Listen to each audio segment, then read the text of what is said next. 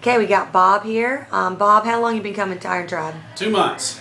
And what have you seen, any changes you've seen in your life right now? I'd say the two main things that I've seen significant improvement in is my cardio and my abs. I can actually see ab muscles for the first time in about 10 years. Awesome. And that's nice.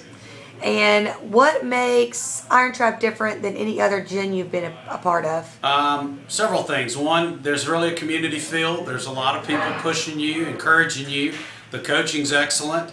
There is an accountability that I've not had in a gym in a long, long time since high school and college, where if I don't show up, people are on me. Why weren't you here? They want to know why I wasn't at my class, and that to me encourages me to be there. So that's a major thing that I find different with Iron Tribe than any other place I've trained.